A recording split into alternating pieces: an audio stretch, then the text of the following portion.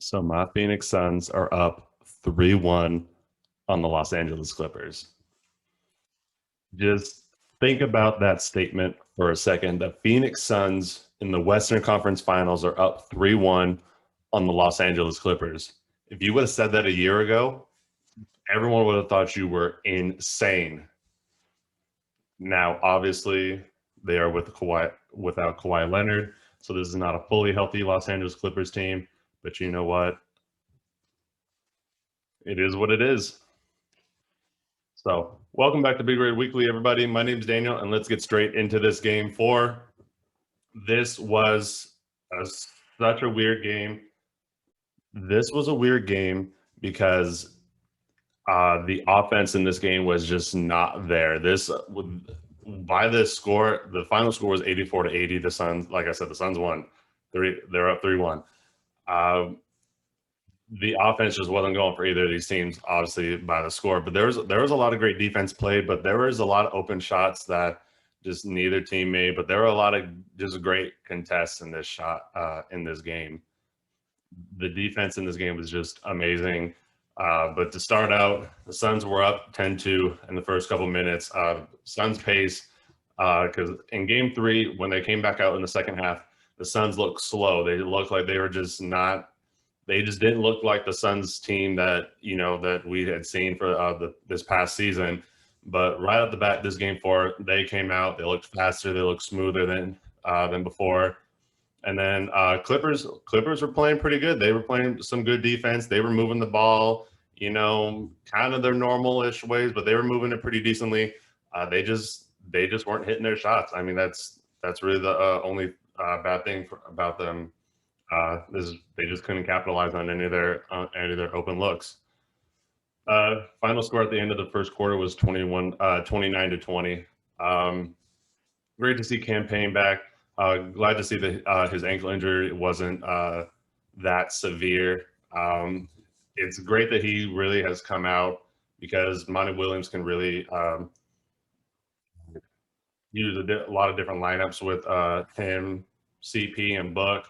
They can just interchange on that 1 and 2 position. So it's great to see him back. He gives the Suns a lot more versatility when he comes off the bench.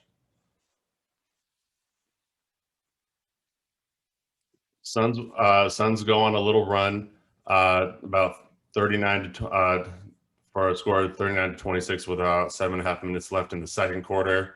Like I said, both defenses by both the Phoenix Suns and Los Angeles Clippers, they were great. It was physical all the way down to the fourth quarter.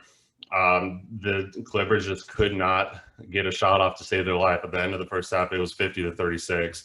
The Suns were it wasn't even really a blowout because the Suns offense wasn't even like that super amazing. So it was that's why it was only like a 14-point game. And really in today's NBA, a 14-point lead is really not that much because, you just hit a few threes and all of a sudden it's, just a 2-possession game. So, it's really not that bad. And especially at the end of the first half, that's totally, you can catch up super easily, which they did because the Clippers came out third quarter. The Clippers are definitely a third quarter team. They came out, they started hitting their shots. The biggest thing that I saw really in this whole game before I get into this Clippers run is that Clippers, when they're on the defensive side, the Suns come down, CP3 has the ball, Aiden comes up and sets the high screen. CP3 comes off, he gets a switch. Now Zubac is on him. The Clippers didn't do anything to stop that. Zubac would switch on to CP3, he would switch on to Book, and the Clippers would just ultimately let him just fail in that matchup. So the Clippers are going to really need to fix that if they want to, have a chance in this series and win Game 5. They're going to definitely need to stop that from happening because especially late in this game, CP3 was getting switched on to Zubac a lot, and if CP3 was able to hit his mid-range at even a slightly better rate than what he did, then Zubac would have had to go back on the bench, and he wouldn't have been able to play because CP3 was getting a lot of decent looks because there was a few looks that Zubac was able to contest pretty well. But I mean, all of CP's shots, mid-range shots, were right by the rim. So it's just maybe if he was on fire that night, maybe all those shots are going in. So you just want to do something to make sure that you don't get that matchup. But back to the Clippers in total. The Clippers went on a run. They ended up cutting the game to 3 by the end of the third quarter. Um, so then back to that Zubac switch. So on the reverse side, so then when Ayton now has the guard on him who was on CP3. Now when CP3 takes that shot or CP3 passes out for a 3-pointer, now who's on Ayton? This little guard. So when Ayton's going for those offensive rebounds, Ayton had like 8 or 9 offensive rebounds in this game, and they were all because he's just down low. He's got a little guy on him, so when that shot goes up, Zubac is a little late because he's guarding CP3, so he's kind of out a little bit. Ayton's already right near the rim. He's able to grab a couple offensive rebounds or make it a nice little tip outs for his team to grab some. So Ayton was really punishing that other switch down low. But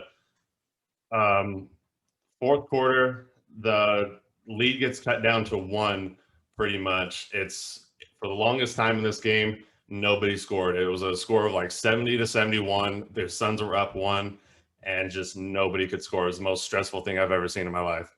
Even more stressful than, what was it? I think it was game 2, because the last like 30 minutes of game 2 was like, or the last 2 minutes of game 2 was like 33 minutes in real time. It almost felt something like that. Like the 6 minutes felt like an hour. Nobody was scoring. Nothing was going on. And then all of a sudden, it got both teams made a couple more baskets. It ended up being a 3-point game.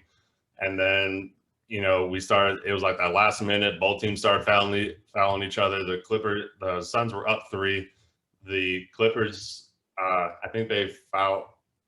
What happened? So the Suns fouled PG. He went to the line. He needed to make the first one and then throw it off, the rim to try and go for the layup to tie. And then there were a couple of different possessions like that. DeMarcus Cousins had one where he ended up making the first free throw, and then he ended up just throwing the ball off the backboard and ended up being a violation. But all in all, the Suns ended up pulling out. PG ended up not being able to capitalize on 1 or 2 free throws down the stretch. This was a crazy game to watch. I don't remember every single play, but there were a lot of fouls both ways in that last like 15 seconds. Paul George went to the line twice. Devin Booker ended up fouling out. Paul George ended up fouling out. But on Paul George's foul out, that pretty much sealed the deal, because then the Suns were still up 2. Paul George fouled CP3, and CP3 hit those last 2 free throws to put him up 4. So this game really came down to, really just free throws and execution, and just, the Clippers couldn't get that 3-point play that they were hoping for. The Suns played well. The Suns fought way more than they did in game 3. I'm happy for my Suns. I'm glad that we're in this position, because now we're up 3-1, going back to Phoenix. That is the most unfavorable thing that the Clippers could want right now, because that's looking like, from an odds perspective, the Phoenix Suns have the highest chance of really winning, because that Suns crowd is amazing. I love to be a Phoenix Suns fan. I wish I could be in that crowd.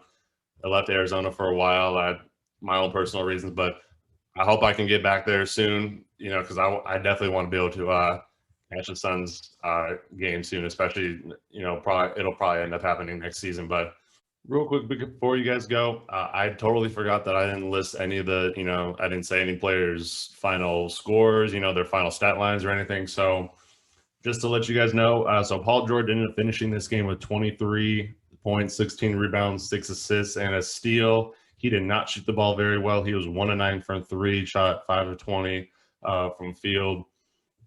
Reggie Jackson had 25 and 1. He shot a little bit better, but not much. He shot 8 of 24 overall, 2 of 9 from 3. That was 22%.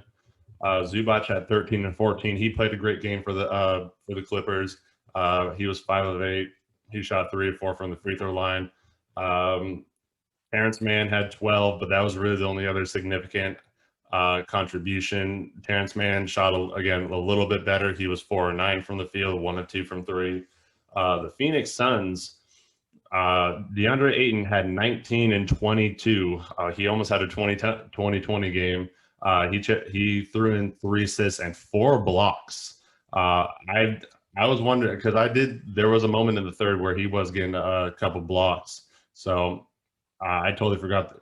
I was wondering how many blocks he ended up getting, but yeah, he had 19 and 22.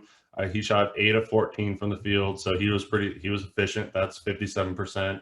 Mikal Bridges, he had 6 points, but he had 13 rebounds, so he definitely was rebounding. He shot 3 of 6 from the field, so he was at least efficient with his shots. D-Book had 25, but he was only 8 of 22. He did not hit a three-pointer. The only shots it seemed like he was making were his pull-up jumpers, pull-up mid-range shots. Chris Paul had 18 points, 7 assists. Cam Payne had 5 points.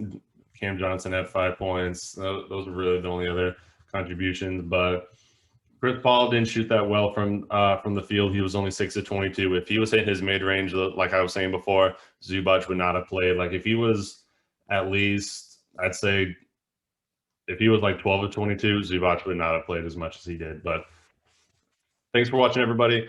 Please like and subscribe for more content. Share the video with your friends, and I appreciate everybody watching. Thanks.